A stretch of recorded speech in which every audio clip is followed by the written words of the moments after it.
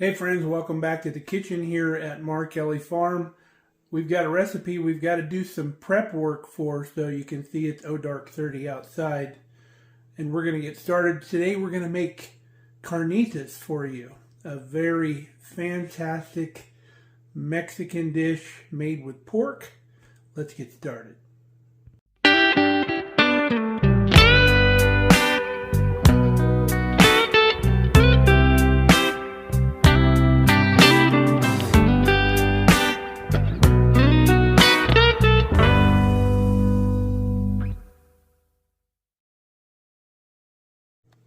So not only do I need to get this recipe started early, there's several videos in the works today, so we're trying to get everything in.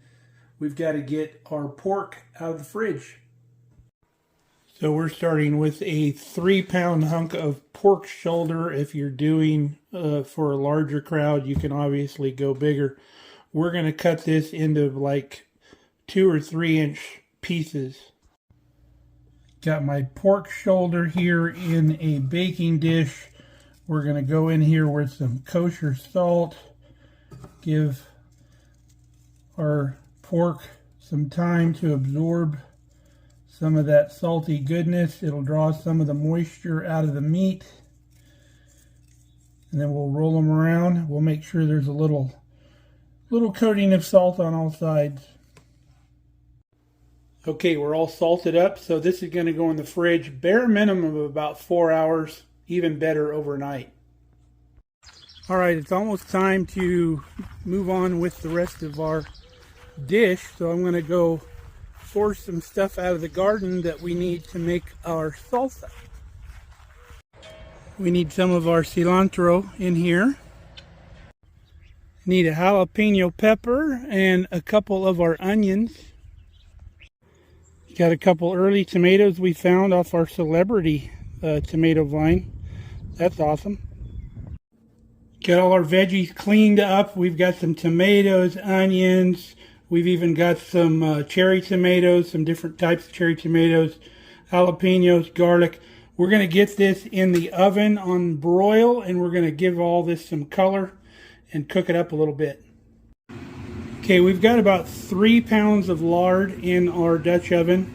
And the way I know it's 3 pounds is, remember the old saying, a pint is a pound the world around? We've got about 3 pints of lard in there.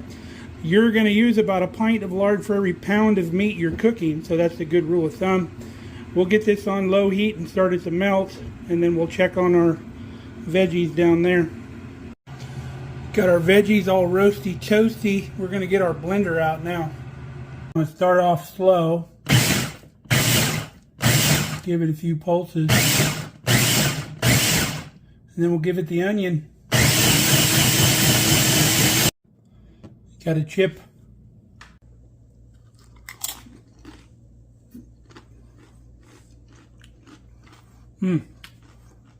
Fantastic.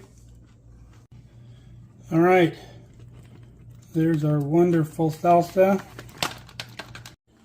Now back over our pot, our oil has melted. I've got our fry thermometer in here. We're going to take this thing to about 300 degrees. We don't want it super hot because we don't want to cook our meat super fast.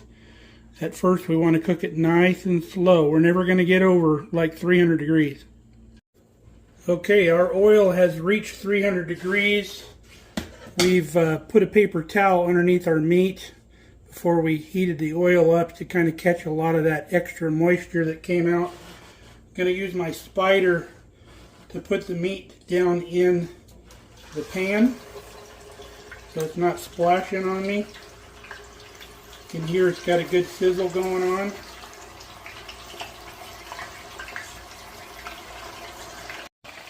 You can see our meat is completely covered, and that's what you want.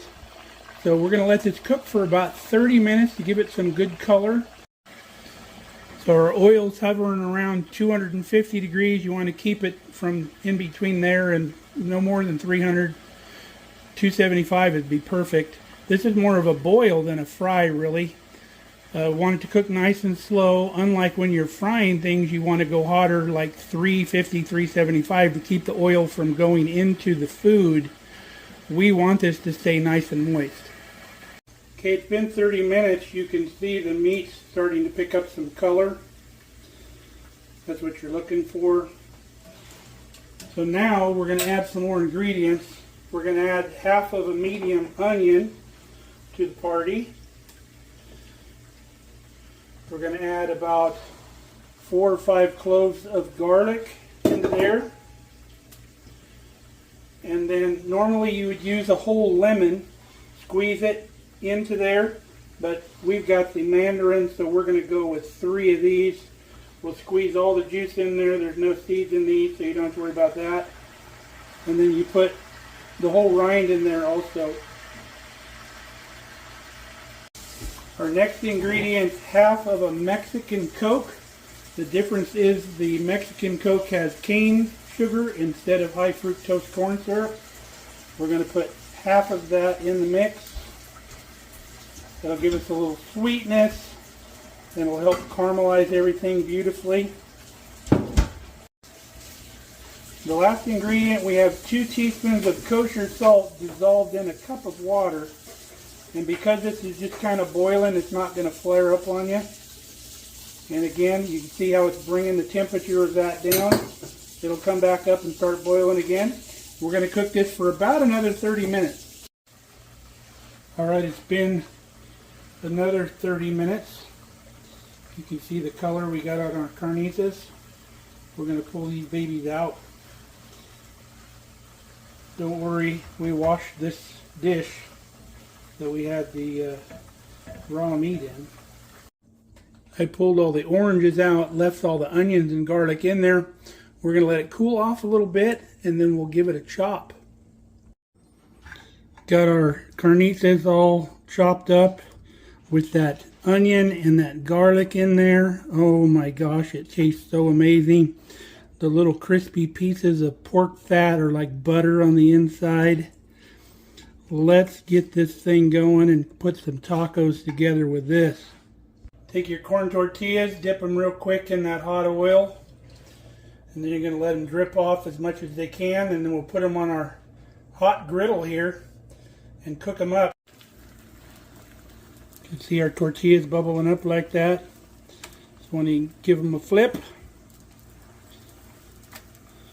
you're basically just heating them up is what you're doing. And that oil will keep them from tearing. If you have been having a problem with corn tortillas tearing, it's because you haven't put any oil on them. So for an authentic carnitas taco experience, you double up on your corn tortillas. And then we're going to come in here with our meat. Make sure you get some of that fried onion in there. And the garlic is just amazing.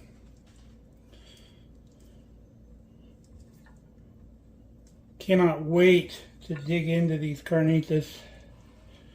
So amazing. So I like a little meat on mine, as you can tell. Go with that little piece of garlic there. So now, got some minced onion. That goes on top, some fresh minced onion.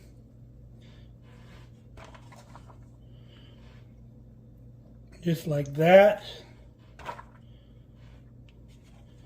And then we, remember our salsa that we made?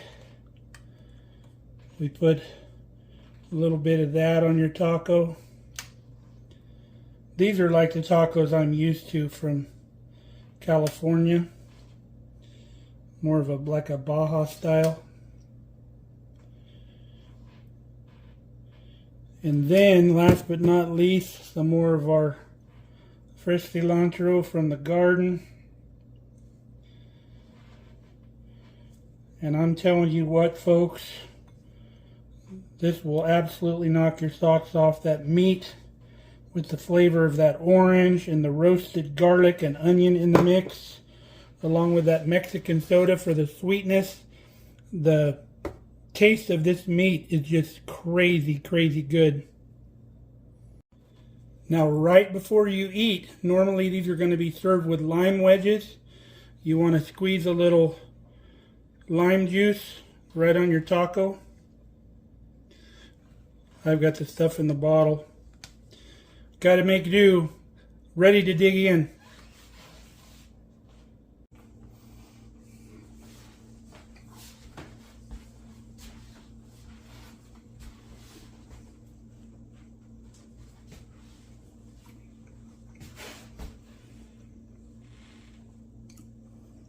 out of this world. Boy, it's a good thing I don't make those more often. Man, I'd be like 800 pounds. So if you like Mexican food, and if you've never had carnitas, or even if you have, you've got to try this recipe. That meat is just absolutely amazing. If you cook it for people coming over, there will not be even a morsel left of it, I guarantee you. So, hope you enjoyed hanging out with us here on the farm, and I hope you try this recipe. Till next time, stay safe, stay healthy as always. We love you guys. We'll see you real soon.